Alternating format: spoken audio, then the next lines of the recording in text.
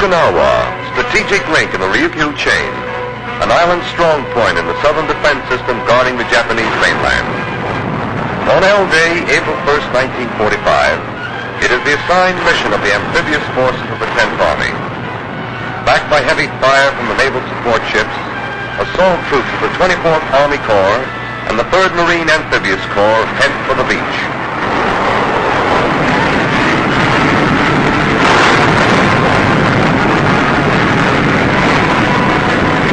Tanks, embarking in the assault waves, make headway under their own power. In addition to overall waterproofing, special auxiliary flotation gear gives the tanks the necessary buoyancy. This increases the facility with which armored units can be brought ashore.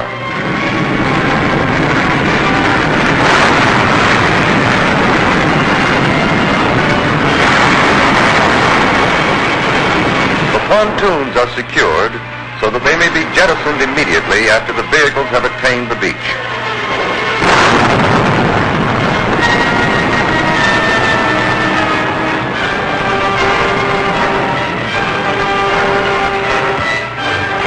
Landings made on adjacent beaches hit the east central shore of Okinawa and are relatively unopposed.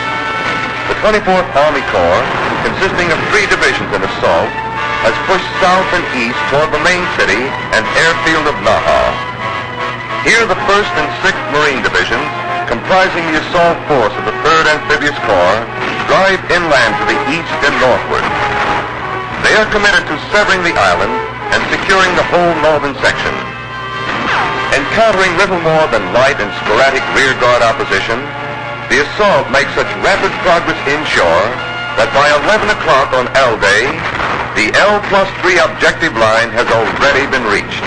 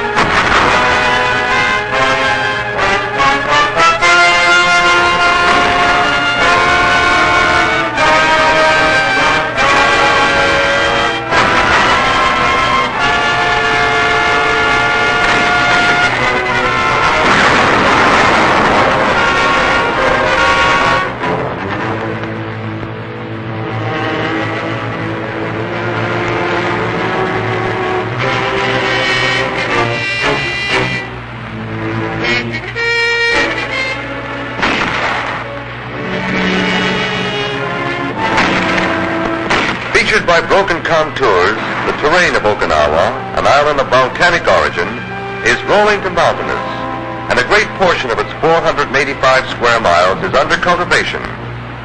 Cover and concealment are good, but the topography presents the enemy with good observation for delaying action. Soon after landing, the assault forces and their civil affairs sections are presented with the task of collecting, screening, and detaining a large disorganized civilian population.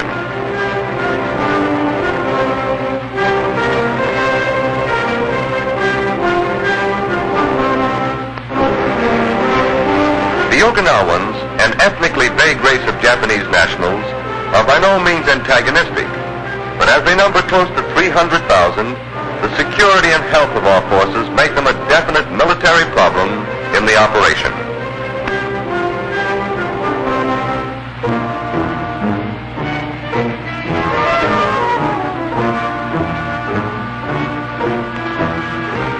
The progress inland is impeded by the tactical destruction of bridges by the retreating Japanese. However, where the conditions permit, forward motion is not delayed by reconstruction.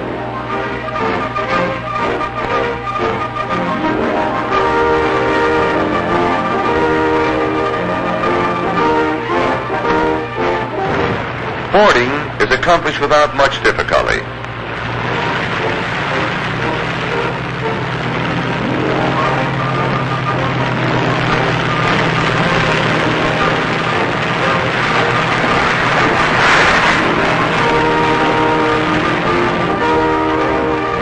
Roads and trails impeded by mine craters and roadblocks are quickly repaired by the advancing units.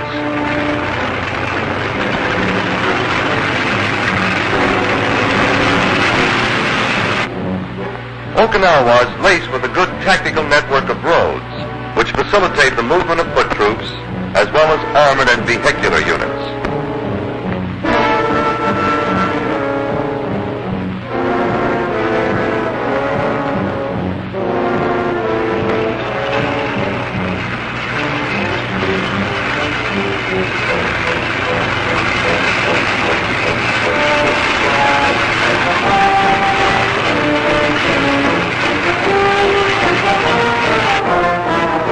Recurrent opposition is encountered, particularly in the hilly regions, from snipers and small isolated units and placed in well-concealed caves and underground installations.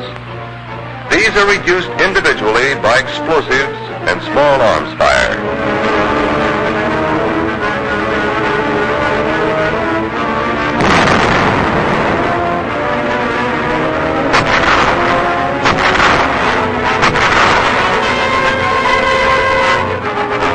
This particular sniper's nest has already accounted for 7 Marine casualties during one day alone.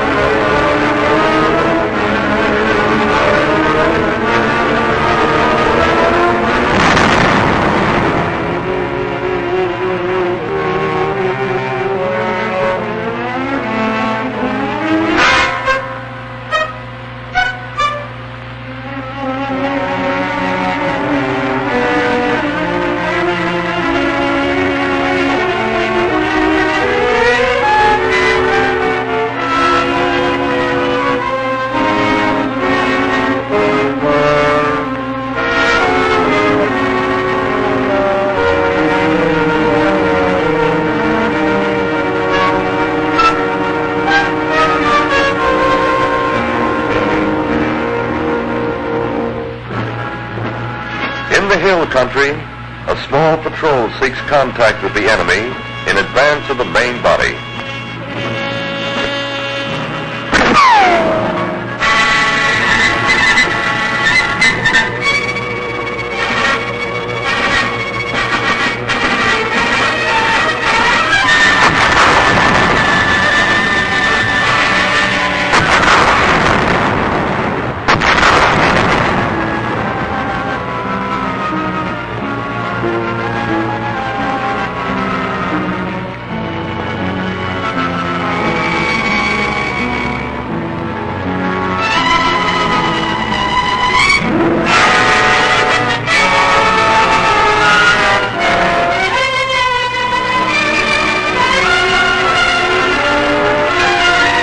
Dummy tank was successful long enough to draw our fire.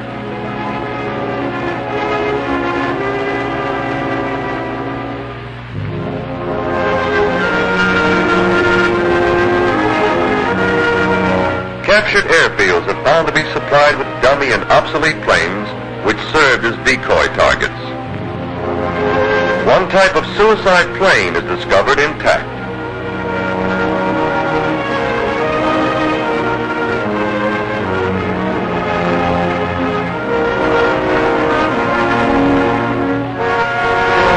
Jet-propelled and human-controlled, this craft is actually a piloted bomb.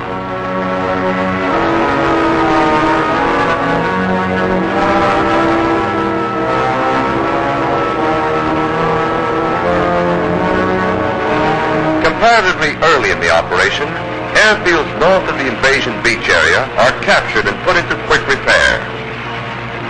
These fields, as soon as they are operational, make it possible to augment with Okinawa-based aircraft, carrier-based planes, and those from other islands in support of the ground action. Aside from the tactical considerations, is the strategic value of these runways in future operations. Located as they are, only 350 miles from Japan proper, 750 from Tokyo.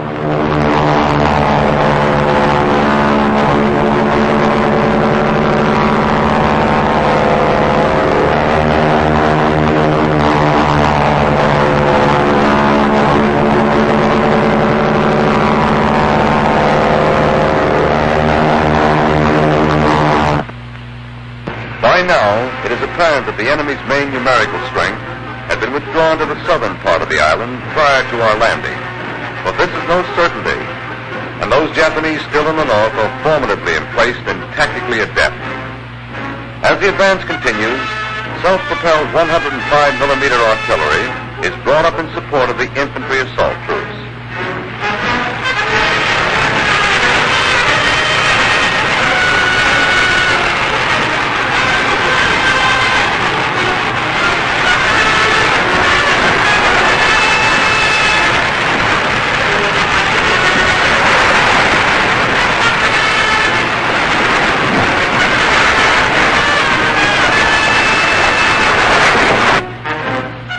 The fire of an LBTA is brought upon an enemy-held settlement.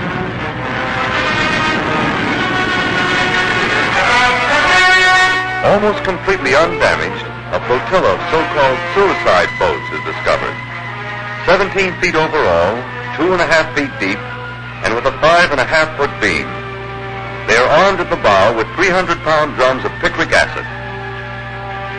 Stowed in the side of a hill overlooking an isolated cove, they were to be launched down these runways. Waterborne, they would be powered on their mission by 6-cylinder motors.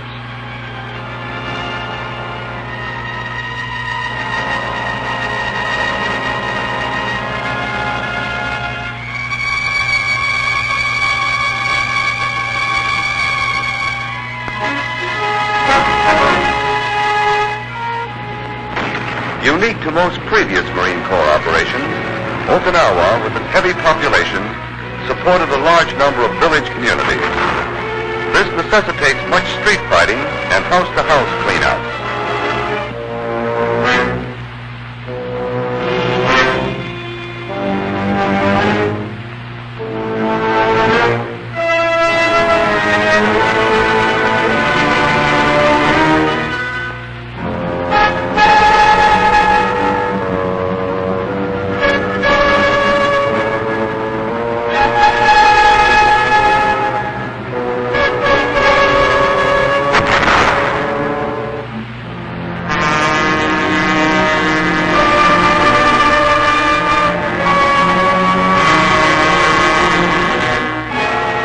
Flame is used to advantage in flushing stubborn opposition from villages and prevents their reoccupation in the rear of our advance.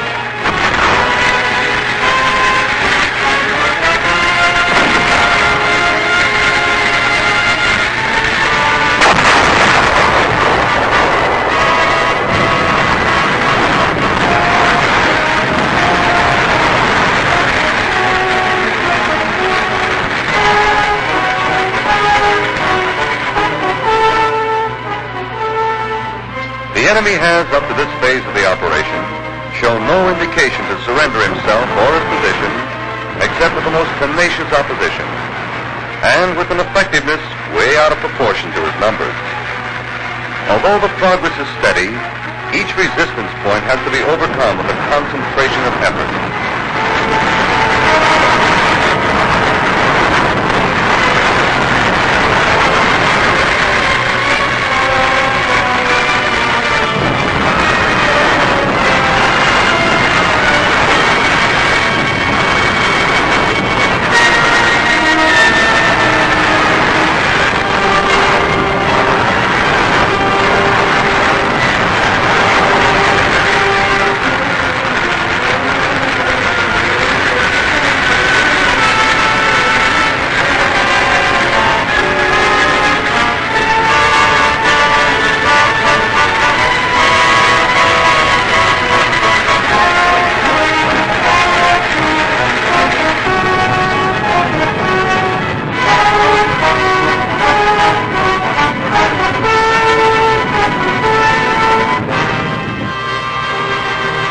The enemy in command of much of the tactical high ground, the advance is carried by the infantry without heavy support weapons.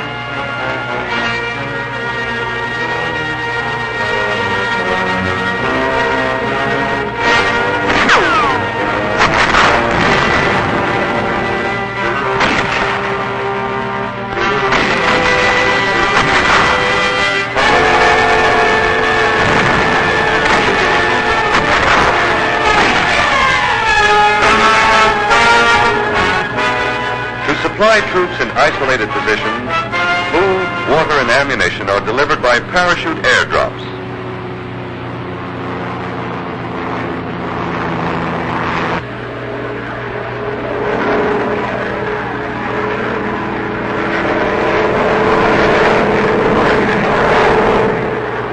This is especially valuable here in hill country where advance units have outstripped their communications and have progressed into terrain difficult to negotiate for Amtrak's or other cross-country cargo carriers.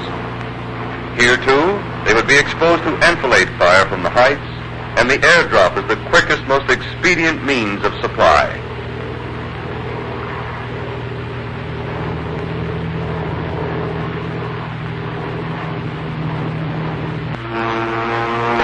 Japanese aircraft come in constantly from carriers and other islands in the Ryukyus.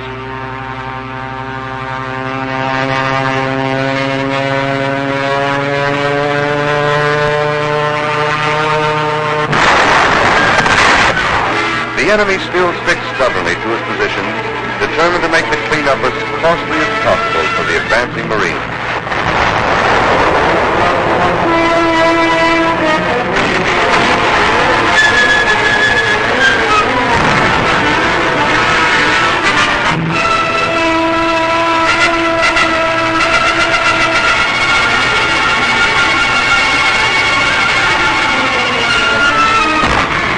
Caves and other hillside emplacements receive direct fire from our tanks.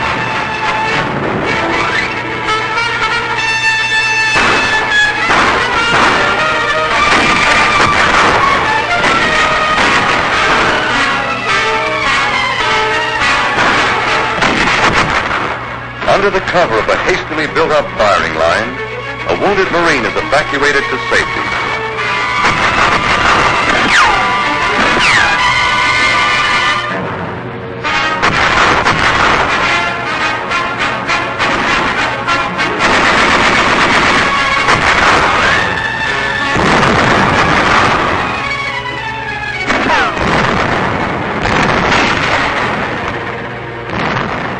Concealment provided by a heavy smoke barrage, Marines prepare to advance across an open slope.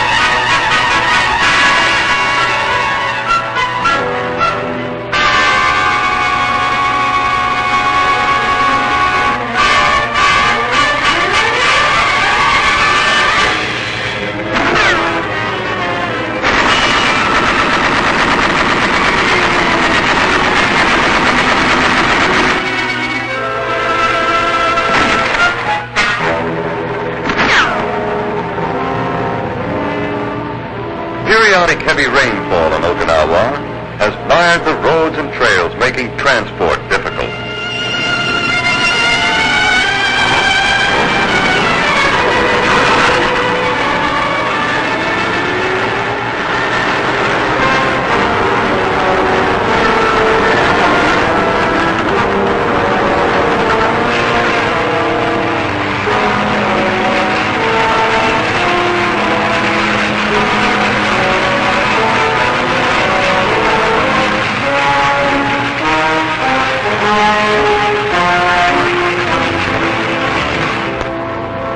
Advance, support, and supply are slowed by the march, particularly in the lowlands, but the consolidation of the northern half of the island continues.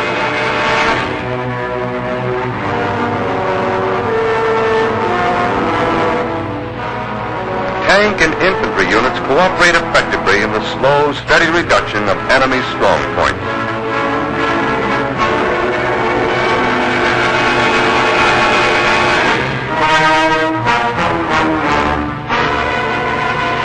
mop-up team, using phosphorus, flame, and small arms fire, reduces a camouflaged Japanese position.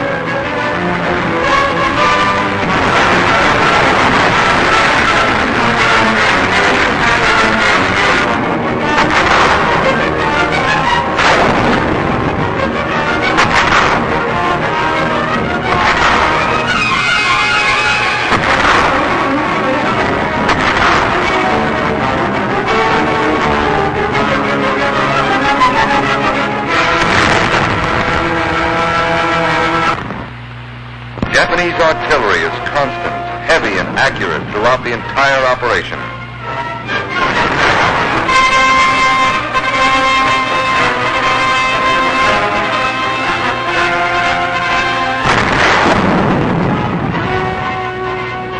Here, a Marine tank is hit and put out of action.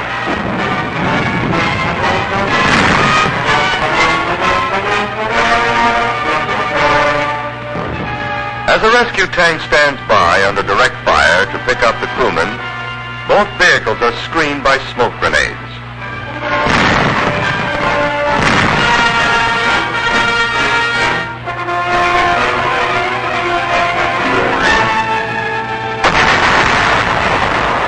Retiring safely, the rescue tank evades fire, but also forces the tank salvage vehicle to withdraw.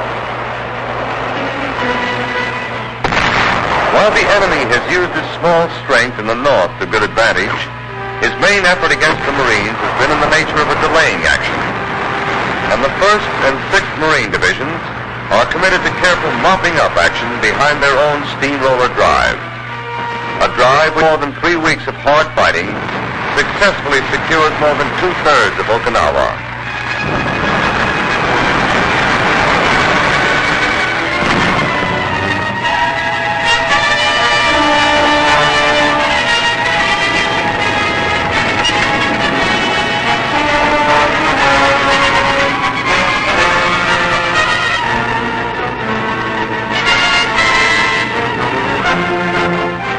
To the south, the Army is run up against a stone wall outside of Naha.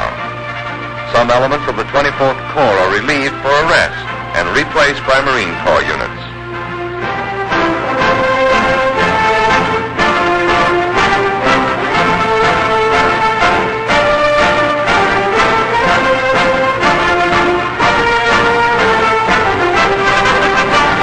The 1st and 6th Marine Divisions, having completed their mission in the northern effort, are brought in opposite Naha and Shuri, another Japanese strong point.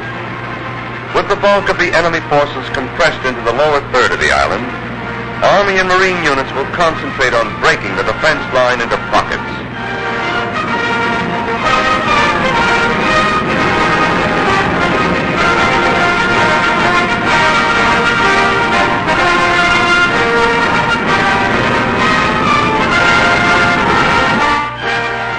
Japanese resistance is stubborn and cohesive. The Shuri and Naha sectors both make heavy demands on individual skill and concerted firepower.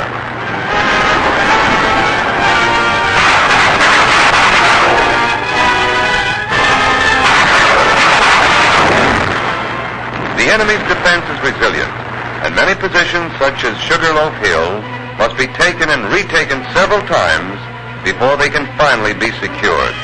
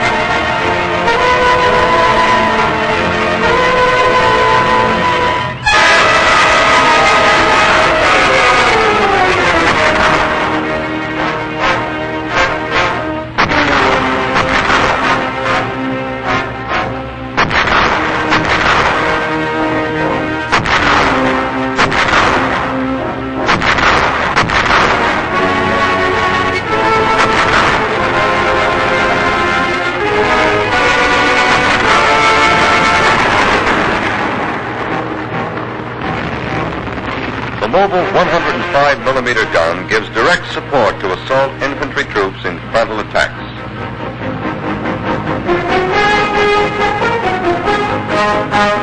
Crossing an exposed area, an infantry unit is covered by chemical smoke grenades.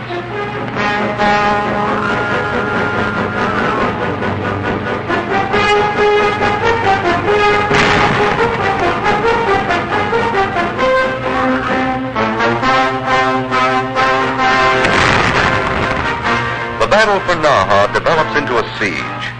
With zones of fire plotted to encompass the entire area, artillery batteries stand off to subject the fortress city to intensive heavy bombardment. A barrage that persists day and night.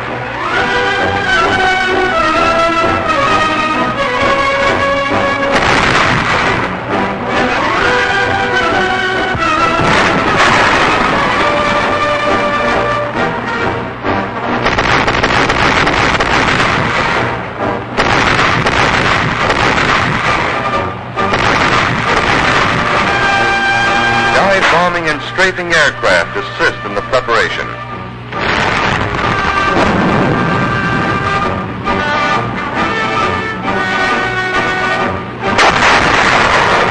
Outside the city, assault units make ready to jump off to the attack.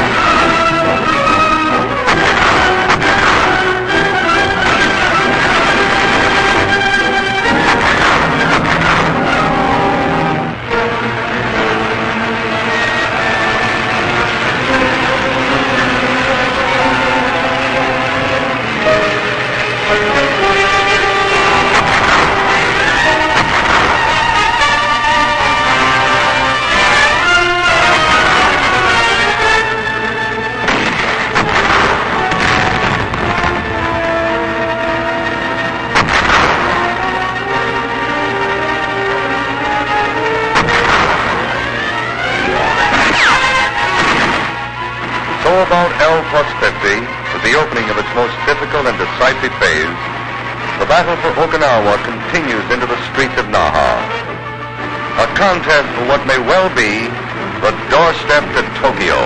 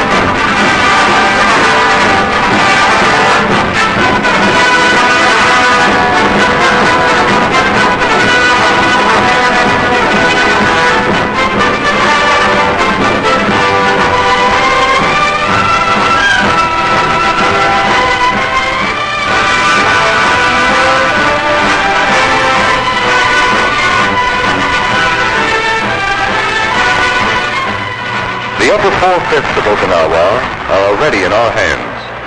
The principal remaining Japanese strength of more than 50,000 troops has managed to stalemate both the 24th Army Corps and the Marine 3rd Amphibious Corps, which has arrived from the north to support them. From the capital city of Naha, the enemy defense line runs unbroken for 4 miles like a stone wall to the east coast. Along this line, Marine troops face the concentrated fire of Japanese artillery, which has been the most effective yet encountered in any Pacific operation.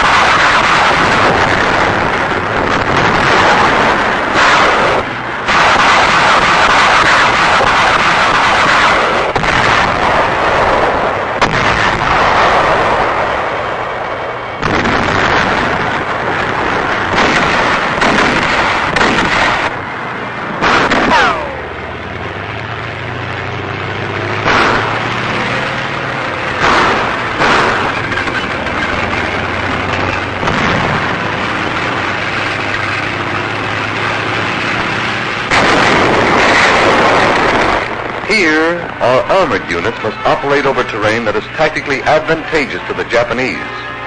Volcanic outcroppings and coral knobs enable the enemy to withdraw from one fortified ridge to another.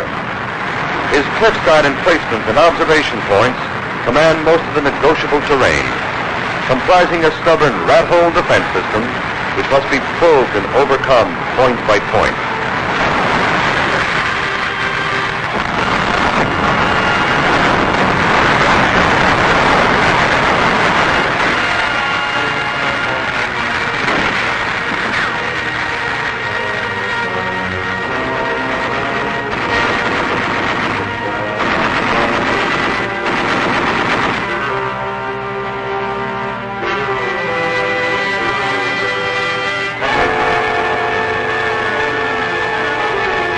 Our artillery delivers heavy fire on the central strong point of the enemy's defense line, the garrison village of Shuri, which is too heavily fortified for frontal assault.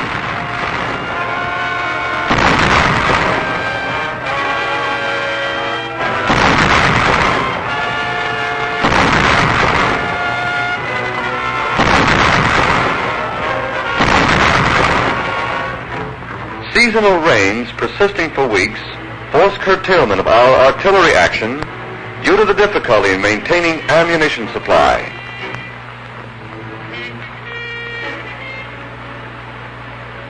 Virtually all vehicular transport is bogged down by roads that are 2 to 3 feet deep in mud.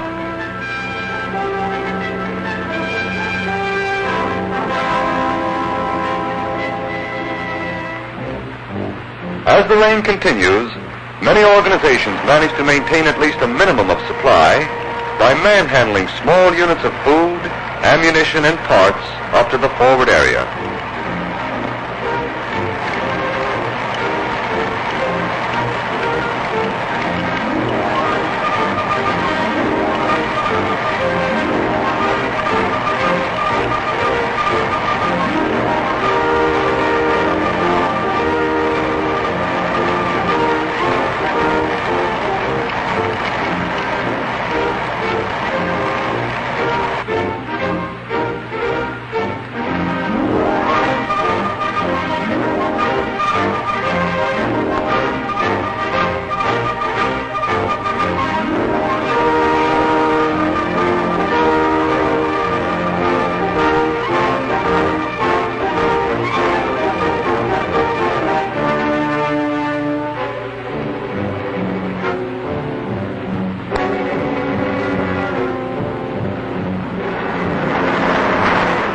The mud and rain have slowed but not halted our operations.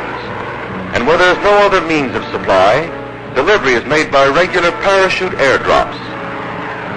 With the main road west of Shuri severely damaged by shell fire and apparently rendered impassable by weeks of rain, the Japanese have withdrawn most of their strength to the eastern side of Shuri to thwart a possible flanking movement from that direction.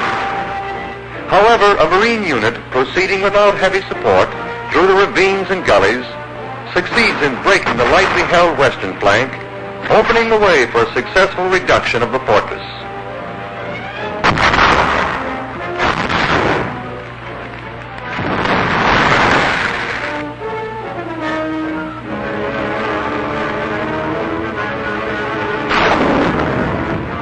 The strongest above-ground fortification on Okinawa was Shuri Castle.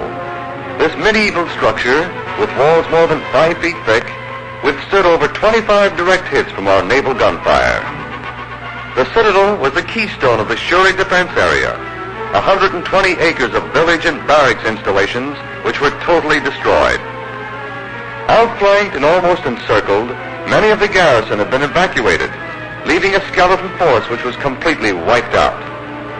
With the fall of this garrison, the eastern flank of Naha is exposed, and the main Japanese defense line begins to crumble into pockets.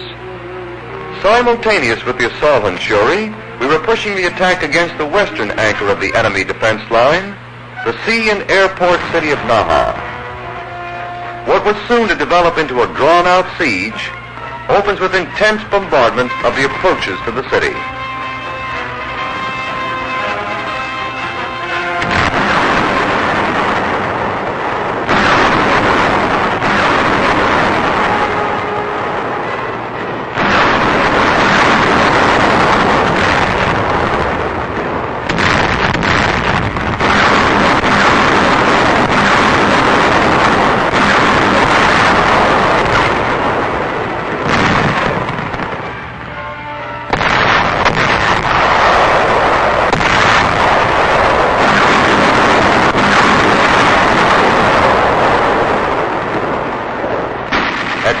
submarine units penetrating deep into the outlying suburbs of Naha engage in enemy patrol.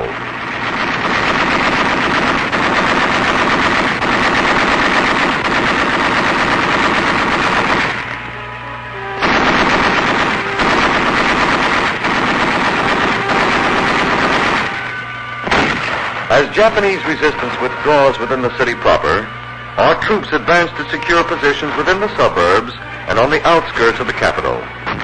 We are denied entry into the downtown districts by the mud flats of the Osato River and the effective observation and fire of the Japanese artillery.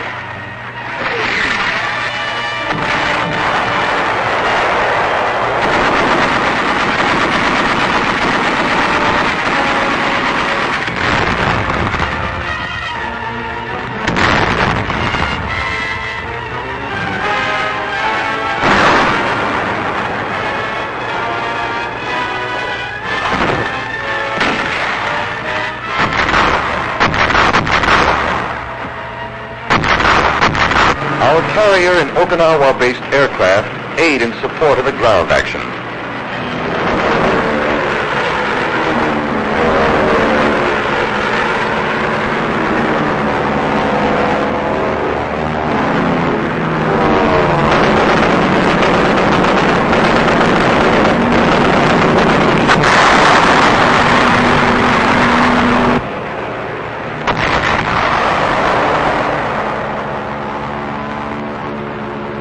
Offshore, supporting units of our fleet execute fire missions against the Naha area.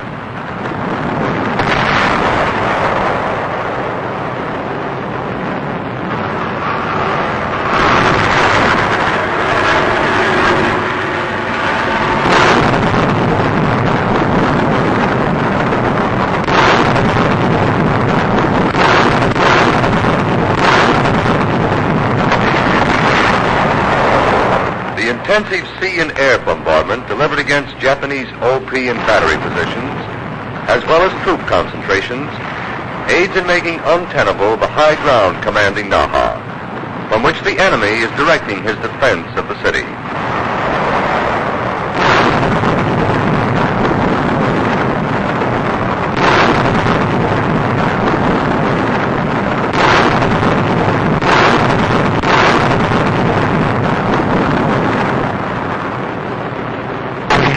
Ashore, against stubborn one-step-at-a-time withdrawal, our troops fight their way through the suburban perimeter of the island capital.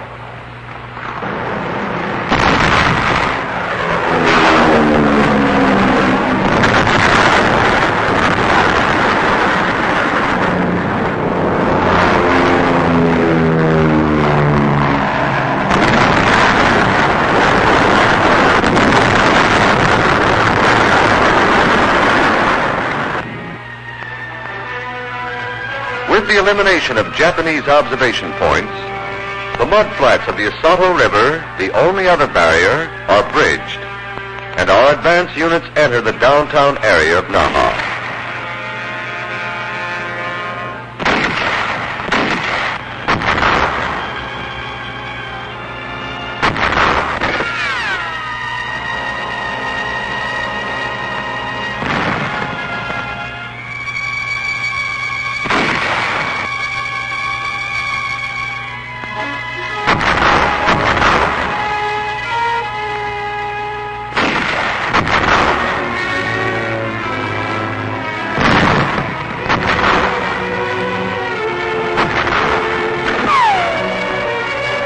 Cautious, house-to-house, street-by-street investigation of the city finds only scattered pockets of last-ditch defenders. They are troublesome, but relatively ineffectual remnants of the garrison that had successfully stopped our advance for more than a month.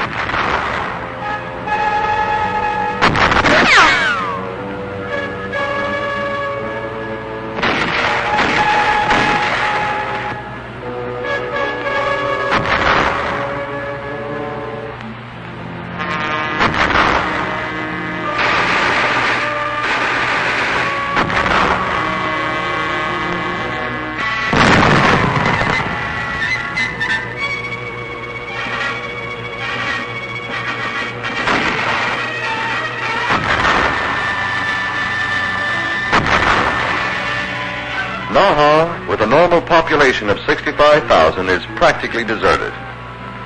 Falling to our troops at the same time as Shuri, it is the largest city ever taken by the Marine Corps.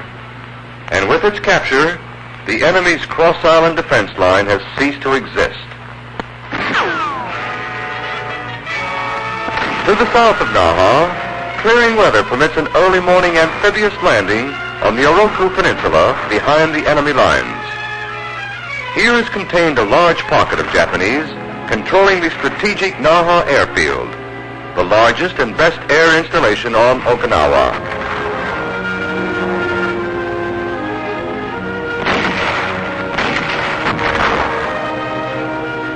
Making a surprise landing from these LVTs, the Marine Amphibious Force quickly exploits its beachhead against initially light opposition.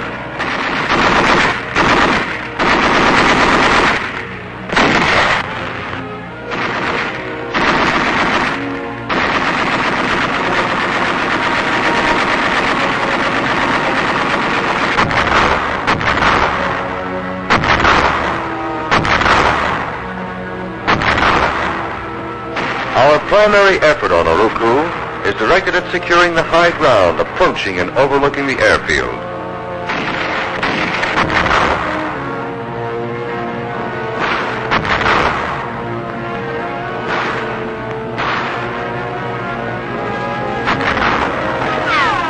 Another Marine assault force striking overland from Naha, south across the neck of Oroku, has sealed off all enemy escape corridors from the peninsula.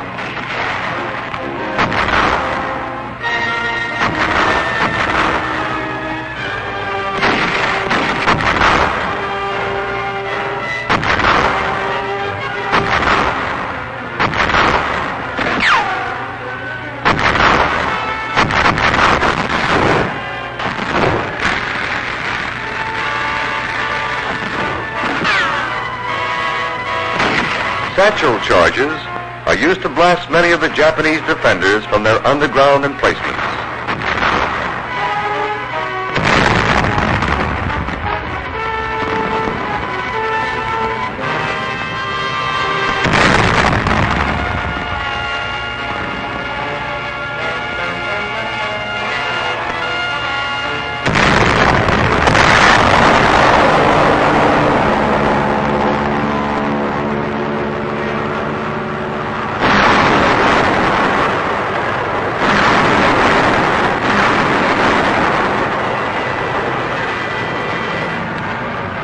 The capture of the Naha field gives us all the major airstrips on Okinawa and forces Japanese aviation to operate from other islands in the Ryukyus.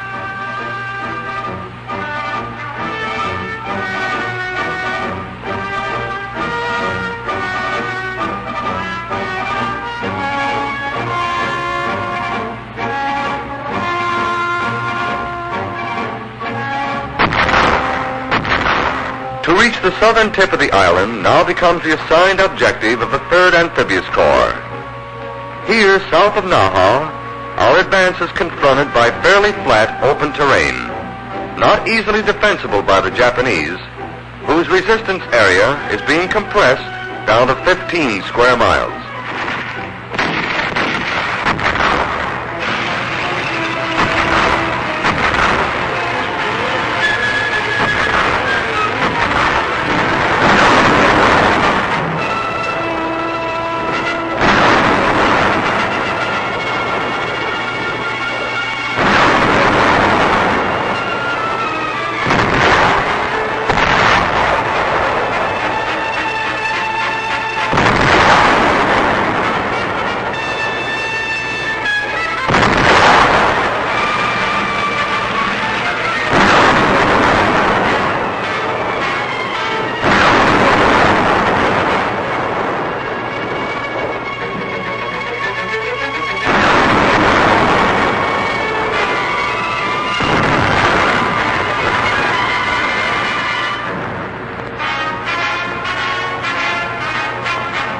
With the death in action of Lieutenant General Simon Bolivar Buckner, the interim command of the entire 10th Army is assumed by Marine General Roy S. Geiger.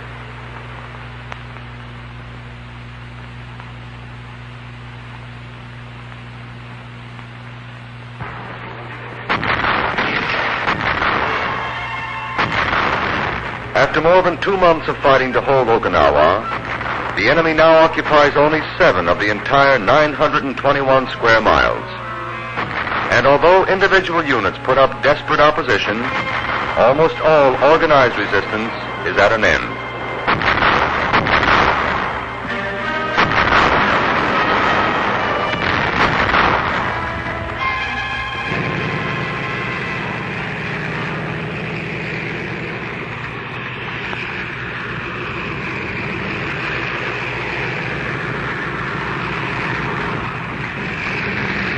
Using the few undamaged roads as runways, the Cub planes of Air Liaison are utilized to transport wounded from the forward zones to rear area medical facilities.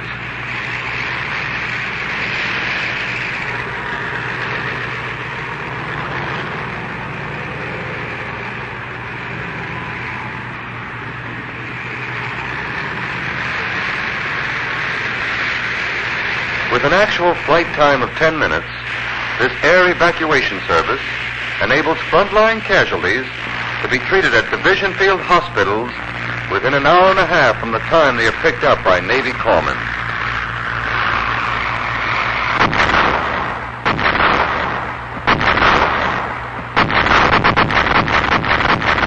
Advance in the southern half of the island has developed into a sporadic but difficult mopping up action.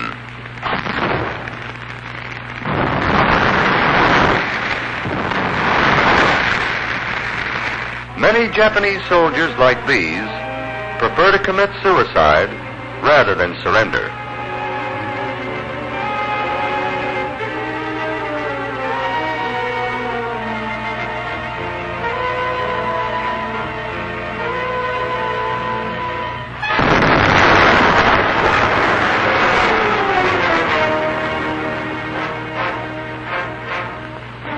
Aviation units are assigned to help mop up stubborn resistance in areas that were bypassed. These enemy units are often located in caves and mountain galleries, which are accessible only to firebombs.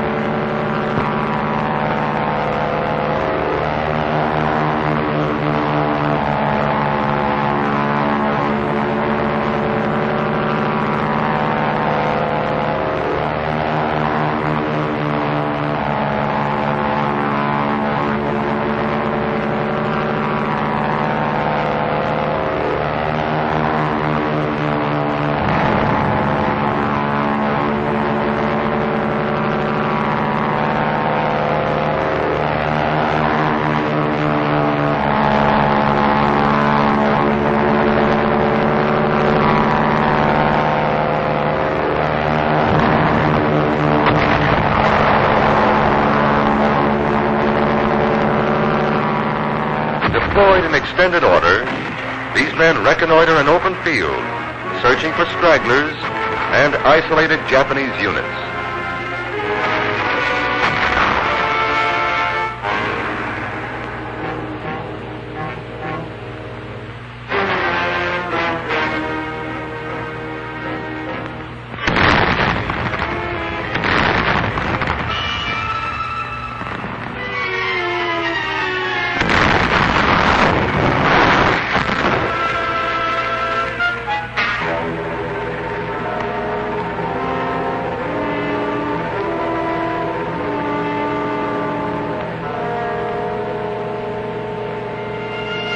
Here, to flush snipers from thickets and cane fields, a patrol uses white phosphorus grenades. Where the area to be covered is too large for a small patrol to investigate quickly and safely, a flame-throwing tank is employed to mop up enemy holdouts.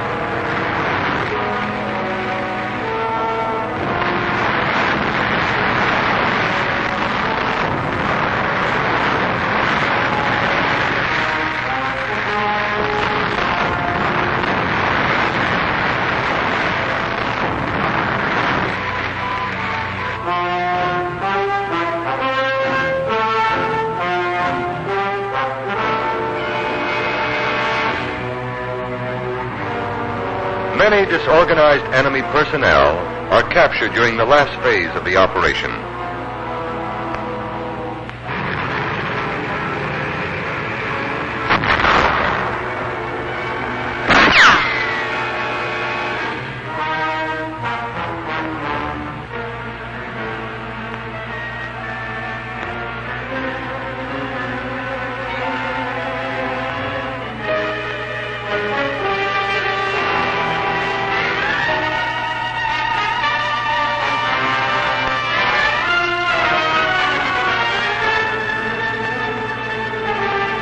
The roundup continues, swelling the total of combatant prisoners to close to 8,000, a record number for a Pacific operation. Of the entire Japanese garrison of 100,000 troops, at least 90,000 were killed. The vast majority of these prisoners did not give up until the action was almost over, and then only when they had exhausted every possible means of resistance.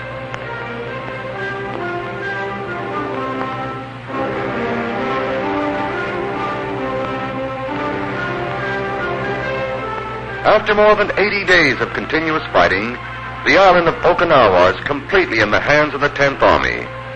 The Marine 3rd Amphibious Corps has completed its mission in the operation, an operation that has given the American forces a vital sea and air base in the East China Sea, a base that flanks the enemy's supply route to the south, and one that is only 400 miles from the mainland nerve center of the Japanese Empire.